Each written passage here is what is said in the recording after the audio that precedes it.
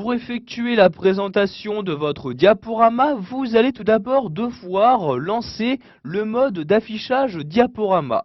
Donc pour ce faire, vous vous rendez en haut dans le ruban Office et cliquez ici sur l'onglet Diaporama.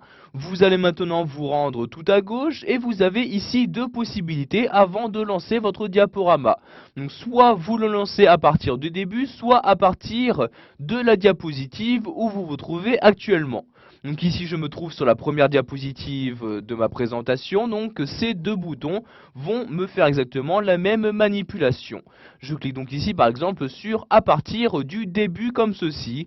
Vous avez donc maintenant votre présentation, donc ici la diapositive qui s'affiche sur l'intégralité de votre écran.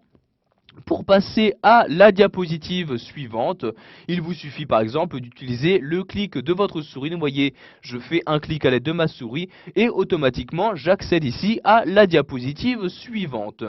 Pour ici passer à la diapositive numéro 3, je reclique à l'aide de ma souris.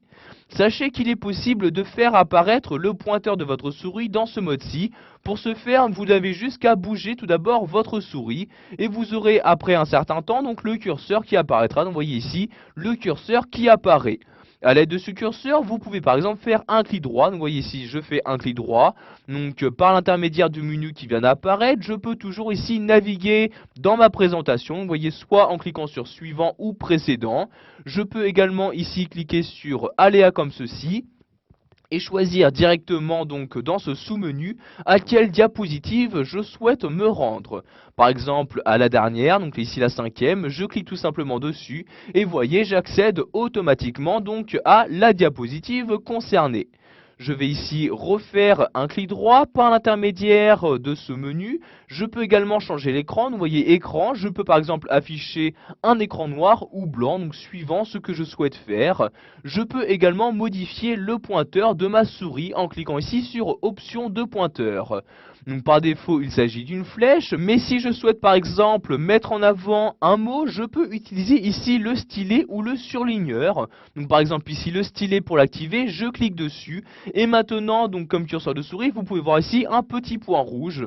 Donc si je souhaite par exemple mettre en avant dans cette diapositive la crise économique, je peux par exemple ici l'entourer. Donc vous voyez je maintiens le clic de ma souris et je la déplace et je peux de cette manière donc entourer ou souligner, etc. Donc les mots que je souhaite. Donc, pour modifier ici ce stylet, je refais un clic droit, je reclique ensuite sur option du pointeur. Donc je peux par exemple modifier la couleur de l'encre en cliquant ici sur couleur de l'encre. Donc par défaut il s'agit d'une couleur rouge pour que nous puissions au mieux la voir, mais je peux par exemple utiliser ici une couleur bleue, jaune, vert, etc. Par exemple ici je prends le vert comme ceci. Et maintenant, vous voyez, si je fais un trait, il s'agit bien du vert qui est utilisé. Vous avez également l'outil gomme qui peut être utilisé dans ce mode-ci. Donc je refais donc un clic droit, je reclique ici sur option du pointeur et je sélectionne ici gomme. Donc pour gommer juste une partie des éléments insérés ou pour supprimer tous les éléments que j'ai insérés à l'aide du stylet, je peux supprimer également sur supprimer donc toutes les entrées manuscrites. Donc ici je vais utiliser la gomme, je clique donc sur gomme comme ceci et maintenant je clique ici sur cet élément et voyez donc celui-ci vient tout juste de disparaître. Donc si vous souhaitez maintenant utiliser le surlignement, je fais un clic droit, je reclique ici sur option du pointeur et je clique ici sur surligneur.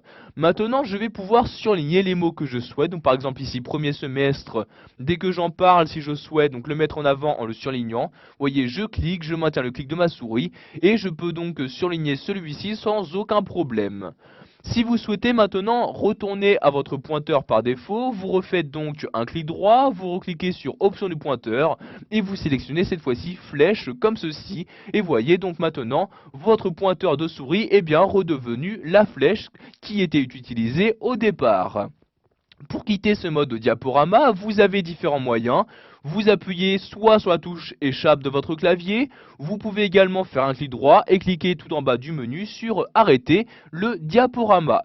Vous avez alors ici un message me demandant si je souhaite conserver mes annotations manuscrites. Donc ici les différents traits ou surlignements que j'ai insérés. Donc si je ne souhaite pas les conserver, je clique ici sur ignorer comme ceci. Je vais maintenant relancer mon mode diapositive, par exemple à partir de celle-ci. Je la sélectionne donc et je clique ici sur à partir de la diapositive actuelle. Et voyez donc ici mon diaporama s'est lancé, donc bien à partir de la diapositive où je me trouvais. Donc de nouveau pour le quitter, ici cette fois-ci j'appuie sur la touche échappe de mon clavier. Et voyez donc ici je reviens au mode qui me permet donc d'éditer ma présentation. Voilà, nous avons vu dans cette vidéo formation comment utiliser le mode diaporama disponible dans PowerPoint 2010.